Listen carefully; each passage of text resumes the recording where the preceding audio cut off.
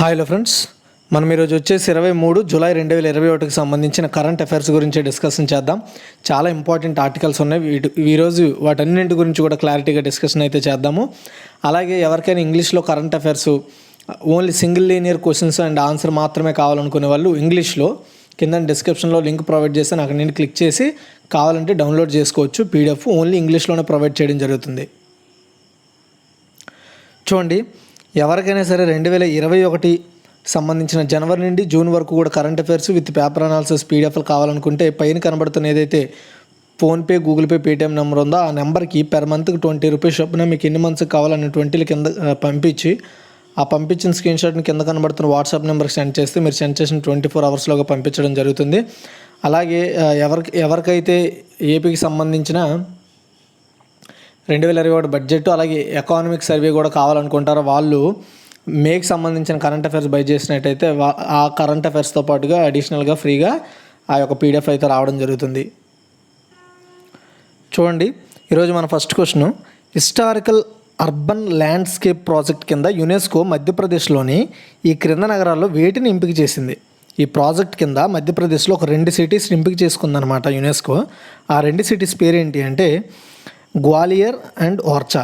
మధ్యప్రదేశ్లో ఉన్న గ్వాలియర్, ఓర్చా ఈ 2 నగరాలను యునెస్కో తన హిస్టారికల్ అర్బన్ ల్యాండ్స్కేప్ ప్రాజెక్ట్ కింద చేర్చుకుంది. అయితే ఈ ప్రాజెక్ట్ని 2011లో స్టార్ట్ చేసింది. ఈ ప్రాజెక్ట్ వేగంగా అభివృద్ధి చెందుతున్న చారిత్రక నగరాలను కలుపుకొని సమగ్రంగా అభివృద్ధి చేయడమే దేని ఉద్దేశం హిస్టారికల్ అర్బన్ ల్యాండ్స్కేప్ ప్రాజెక్ట్ యొక్క ఉద్దేశం. ఇది 2011లో స్టార్ట్ అయింది. ఈ ప్రాజెక్టులో వారణాసి, అజ్మీర్ సహా దక్షిణ ఆసియాకి చెందిన 6 నగరాలు ఇప్పటికే ఇందులో ఉన్నాయి ఈ ప్రాజెక్టులో. అయితే గ్వాలియర్, ఓర్చా నగరాలను యునెస్కో యొక్క హిస్టారికల్ అర్బన్ ల్యాండ్స్కేప్ ప్రాజెక్ట్ కింద దక్షిణాసియాలో 7వ నగరంగా గ్వాలియర్ని, 8వ నగరంగా ఓర్చాని చేర్చిందనమాట. దక్షిణాసియాలో గుర్తుపెట్టుకోండి, ఓన్లీ మన ఇండియా కాదు, దక్షిణ ఆసియాలోని. తర్వాత సెకండ్ వన్, భారతదేశంలో ఎల్ఈఈడి వెర్షన్ 4.1 ప్లాటినం రేటింగ్ సాధించిన మొట్టమొదటి వారసత్వ భవనం ఏది? చాలా ఇంపార్టెంట్ ఇది. ఆన్సర్ చూసినట్టయితే కలకత్తా ఎలక్ట్రికల్ సప్లై కార్పొరేషన్ అండి. చూడండి, భవన రూపకల్పన, నిర్మాణం అలాగే వాటిలో పనితీరుకు సమగ్రమైన అంటే ఆ పనితీరుకి ఏవైతే పనితీరు బాగా చేస్తాయో, పనితీరు బాగుంటాయో వాటికి GBCI India iconic heritage house, CESC house, LEED version 4.1 operation plus maintenance O+M platinum rating ప్రదానం చేసింది. ఈ ధృవీకరణ పొందిన భారతదేశంలో మొట్టమొదటి వారసత్వ భవనం సిఈఎస్సి హౌస్ అంటే కోల్కతా ఎలక్ట్రికల్ సప్లై కార్పొరేషన్. గుర్తుపెట్టుకోండి, ఇది జీబీసీఐ వాళ్ళు ఇవ్వడం జరిగిందండి. ఓకే, వెర్షన్ 4.1 అనేది లీడ్ రేటింగ్ సిస్టమ్ యొక్క లేటెస్ట్ వెర్షన్. ఓకే, అది నెక్స్ట్ ఇక్కడ చెప్పాను కదా, అసలు ఆ పర్టికులర్ ఆ కార్పొరేషన్కి ఎందుకు ఈ రేటింగ్ ఇచ్చారంటే ఆ యొక్క కార్పొరేషన్కి సంబంధించిన ఏదైతే హెడ్ ఆఫీస్ ఉంటుందో ఆ భవనం, దాని చుట్టూ వాతావరణం కావచ్చు, అప్పటి భవనాన్ని కూడా ఎప్పటికీ స్టిల్ చాలా నీట్గా ఉంచడంలో ఈ రేటింగ్ అయితే దానికి ఇవ్వడం జరిగిందండి. అదే మెయిన్ రీజన్ దానికి ఆ రేటింగ్ రావడానికి. నెక్స్ట్ థర్డ్ వన్, ఇటీవల యునెస్కో ప్రపంచ వారసత్వ జాబితా నుండి ఏ నగరాన్ని తొలగించారు? ఆన్సర్ చూసుకున్నట్టయితే లివర్పూల్ మ్యారిటైమ్ మర్కంటైల్ సిటీ అండి. చూడండి, వరల్డ్ హెరిటేజ్ కమిటీ తన 44వ సీజన్కు పుజౌ మరియు ఆన్లైన్లో నిర్వహించిన యునెస్కో ప్రపంచ వారసత్వ జాబితా నుండి Liverpool and maritime mercantile city, అది యూకేలో ఉంది, దీన్ని ఆ యొక్క ఏదైతే వారసత్వ జాబితా నుండి తొలగించడం జరిగిందండి. అయితే రీసెంట్గా జరిగిన మీటింగ్లో ఏం నిర్ణయించుకున్నారంటే యాక్చువల్గా ఇది అభివృద్ధి చెందించడం కోసం అనేసి ఈ యునెస్కో లిస్టులో చేర్చారు. అయితే ఇప్పుడు అది అనుకున్నంత అభివృద్ధి సాధించింది కాబట్టి దాన్ని యునెస్కో జాబితా నుండి తీసేస్తున్నట్లుగా చెప్పడం జరిగిందండి. 18 నుండి 19వ శతాబ్దంలో ప్రపంచంలో ప్రధాన వాణిజ్య కేంద్రాల్లో ఇప్పుడు మనం చెప్పుకున్న లివర్పూల్ మ్యారిటైమ్ మెర్కంటైల్ సిటీ కూడా ఒకటి. అయితే అప్పుడు ఏంటంటే లైక్ రవాణా వ్యవస్థలు కావచ్చు, పోర్ట్ మేనేజ్మెంట్ కావచ్చు, ఇలాంటి వాటిలో బాగా మంచి పనితీరును కనబరచడం కోసం 2004లో లివర్పూల్ను ప్రపంచ వారసత్వ జాబితాలో చేర్చారు. ఓకే, ఇప్పుడు దాన్ని తీసేశారు ఆ జాబితానండి. ఎందుకు? అనుకున్నంత డెవలప్మెంట్ సాధించింది కాబట్టి. నెక్స్ట్ యునెస్కోలో ఇప్పటికీ ఆఫ్ఘనిస్తాన్ నుండి జింబాబ్వే వరకు 167 దేశాలు సభ్య దేశాలుగా ఉన్నాయి. ఇప్పటివరకు యునెస్కోలో 1100కి పైగా లిస్టెడ్ అయిన యునెస్కో సైట్స్ ఉన్నాయన్నమాట. వారసత్వ జాబితా చేర్చబడింది యునెస్కో చేత. Next 4th one, Salonga national పార్క్ను యునెస్కో ప్రపంచ వారసత్వ జాబితా నుండి తొలగించారు. అయితే ఈ సలోంగా నేషనల్ పార్క్ ఏ దేశంలో ఉంది? ఆన్సర్ చూసుకున్నట్టయితే కాంగో అండి. ఓకే, చూడండి, సలోంగా నేషనల్ పార్క్ అంటే డెమోక్రటిక్ రిపబ్లిక్ ఆఫ్ కాంగోలో ఉంది. అయితే దీన్ని ప్రపంచ వారసత్వ జాబితా నుండి తొలగించారు.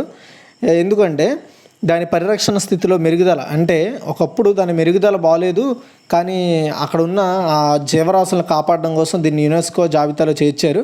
అయితే ఇప్పుడు దాని పనితీరు బాగుండడంతో దాన్ని యునెస్కో జాబితా నుండి తీసేయడం జరిగిందండి. ప్రపంచ వారసత్వ జాబితాలో 1984లో అలాగే 1999లో డేంజర్లోని ప్రపంచ వారసత్వ జాబితాలో ఈ సలోంగా నేషనల్ పార్క్ని చేర్చడం జరిగింది. అయితే అప్పటికి అతిపెద్ద ఉష్ణమండ రెయిన్ ఫారెస్ట్ రిజర్వ్ అది.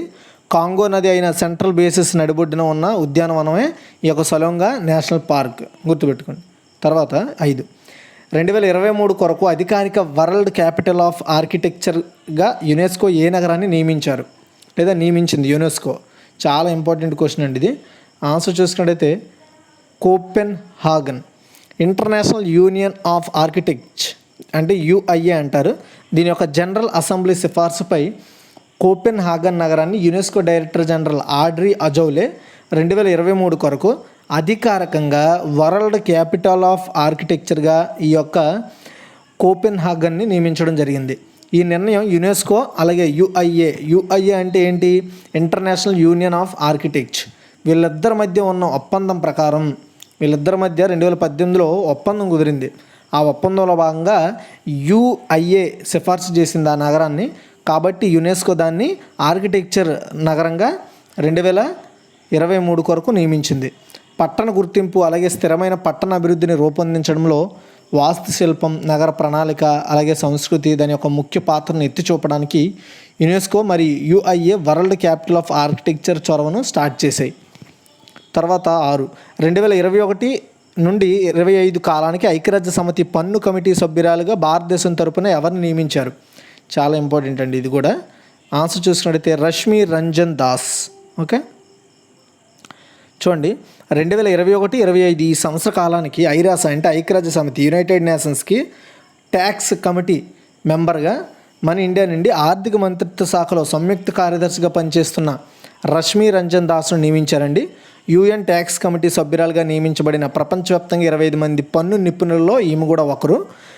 పన్ను విషయాల్లో అంతర్జాతీయ సహకారంపై నిపుణుల కమిటీగా పనిచేస్తుందన్నమాట ఈ కమిటీ. ఎవరికి? యునైటెడ్ నేషన్స్కి.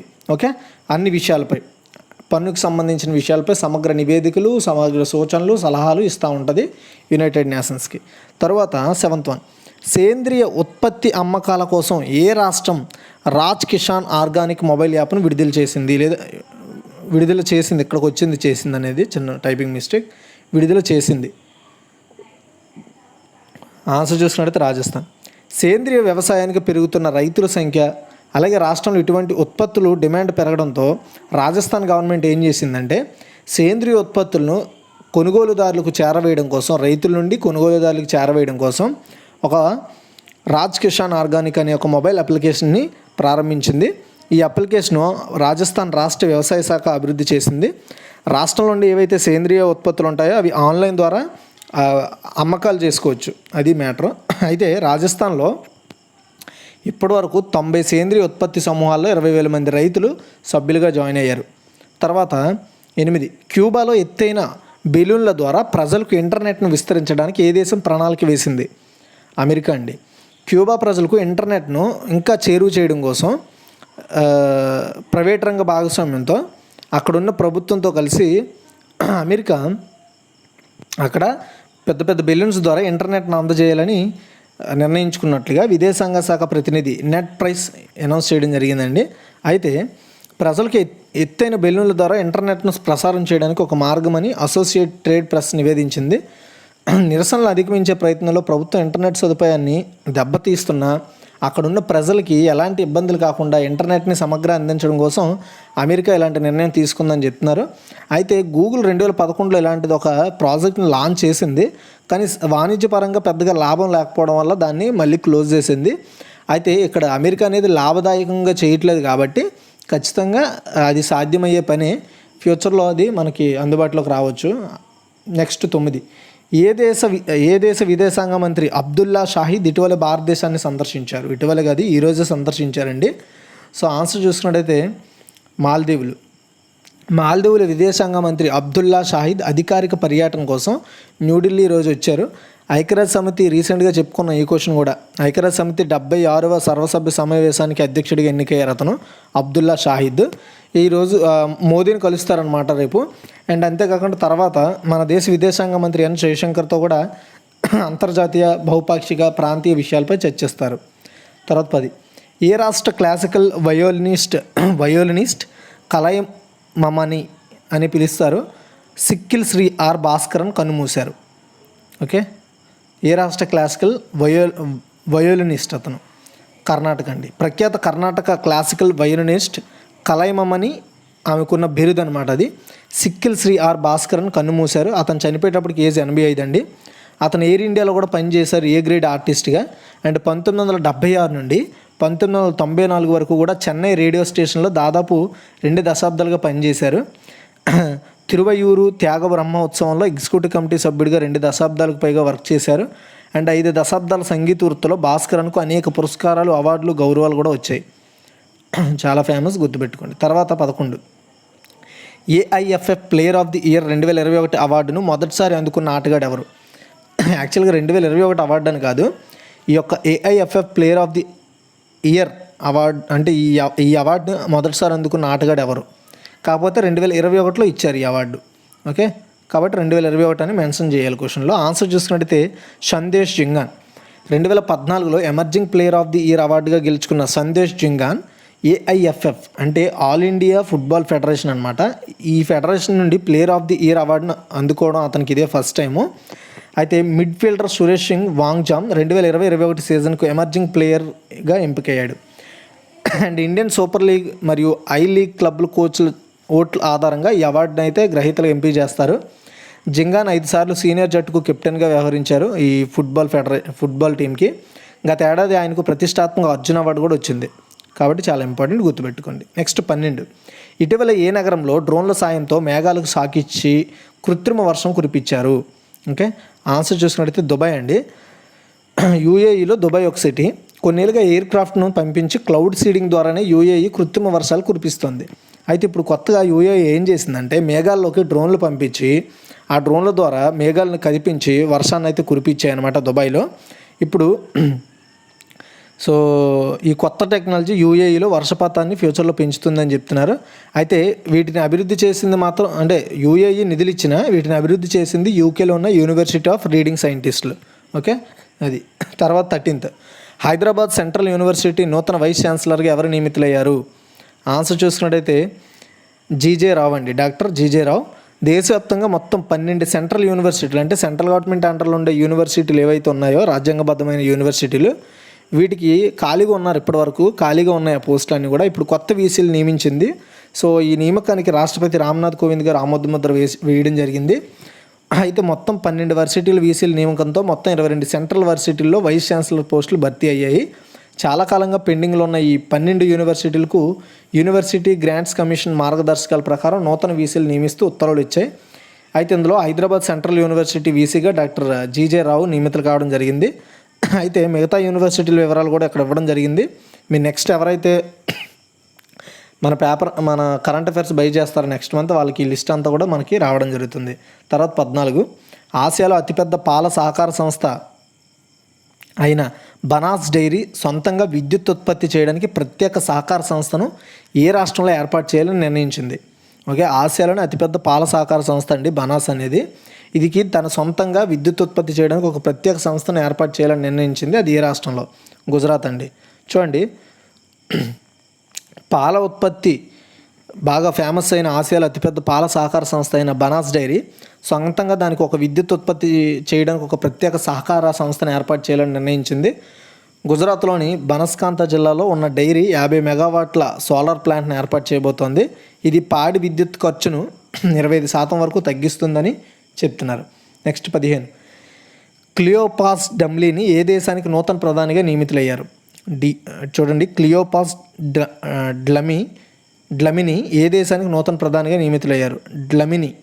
ఓకే, ఆన్సర్ చూసినట్టయితే ఈస్వతిని కాదు, ఈస్వటిని.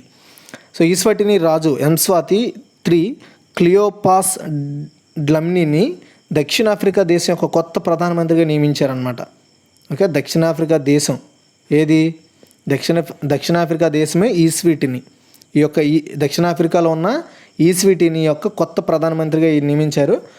దేశంలో నెలకొన్న అశాంతిని పరిష్కరించే జాతీయ సంభాషణ సందర్భంగా రాజు క్లియోపాస్ డమ్లీని దేశం యొక్క నూతన ప్రధానమంత్రిగా ప్రకటించారు. గత ఏడాది డిసెంబర్లో ఆంబ్రోస్ డమ్లీని కోవిడ్-19కు లొంగిపోయిన తర్వాత బాధ్యతలు స్వీకరించిన యాక్టింగ్ ప్రధాని థెంబా మస్కు స్థానంలో డమ్లీని స్థానంలో ఇప్పుడు ఉంటారనమాట. ఆ స్థానంలో ఇప్పుడు అతను ఉంటారు మళ్ళీ. ఓకే, గుర్తుపెట్టుకోండి. సో అంటే ఆంబ్రోస్ డమ్లీ 2021లో కరోనా కారణంగా చనిపోయారు. అప్పటి నుండి యాక్టింగ్ పిఎంగా ఉన్న థెంబా మస్కు స్థానంలో ఇప్పుడు మనం చెప్పుకుంటున్న ఎవరైతే క్లియోపాస్ డ్లమిని ఉన్నారో అతను ఇప్పుడు ఈ యొక్క ఈస్వటిని దేశానికి ప్రైమ్ మినిస్టర్గా కొనసాగుతారు. ఇప్పుడు క్విక్ రివ్యూ చూద్దాం. చూడండి, హిస్టారికల్ అర్బన్ ల్యాండ్స్కేప్ ప్రాజెక్ట్ కింద యునెస్కో మధ్యప్రదేశ్లో ఈ క్రింద నగరాల్లో వేటిని ఎంపిక చేసింది అంటే గ్వాలియర్ మరియు ఓర్చా. అలాగే భారతదేశంలో ఎల్ఈడి వెర్షన్ 4.1 ప్లాటినం రేటింగ్ సాధించిన మొట్టమొదటి వారసత్వ భవనం ఏంటంటే కలకత్తా ఎలక్ట్రిక్ సప్లై కార్పొరేషన్ భవనం. అలాగే నెక్స్ట్ క్వశ్చన్ చూసుకుంటే, ఇటీవల యునెస్కో ప్రపంచ వారసత్వ జాబితా నుండి ఏ నగరాన్ని తొలగించారంటే లివర్పూల్ మ్యారిటైమ్ మ్యార్కంటైల్ సిటీ. అలాగే సలోంగా నేషనల్ పార్క్ను యునెస్కో ప్రపంచ వారసత్వ జాబితా నుండి తొలగించారు. ఇది ఏ దేశంలో ఉందంటే కాంగో. 2023 వరకు అధికారిక world capital of architecture UNESCO ఏ నగరాన్ని నియమించింది అంటే కోపెన్హాగన్. అలాగే 2021-2025 కాలానికి ఐక్యరాజ్య సమితి పన్ను కమిటీ సభ్యురాలుగా భారతదేశం తరపున ఎవరిని నియమించారంటే రష్మి రంజన్ దాస్. నెక్స్ట్ క్వశ్చన్ చూసుకున్నట్టయితే, సేంద్రీయ ఉత్పత్తి అమ్మకాల కోసం ఏ రాష్ట్రం రాజ్ కిసాన్ ఆర్గానిక్ మొబైల్ యాప్ను విడుదల చేసిందంటే రాజస్థాన్. క్యూబాలో ఎత్తైన బెలూన్ల ద్వారా ప్రజలకు ఇంటర్నెట్ను విస్తరించడానికి ఏ దేశం ప్రణాళిక వేసిందంటే అమెరికా.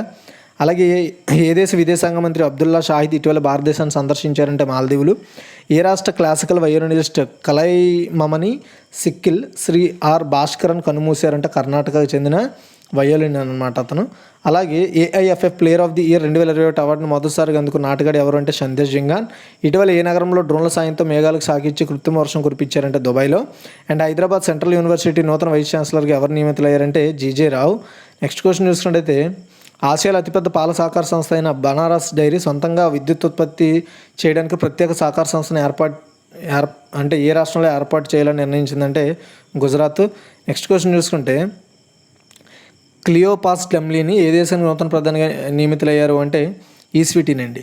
ఓకేనా, థ్యాంక్స్ ఫర్ వాచింగ్. డిస్క్రిప్షన్లో లింక్స్ ఉంటే వెళ్ళి డౌన్లోడ్ చేసుకోండి.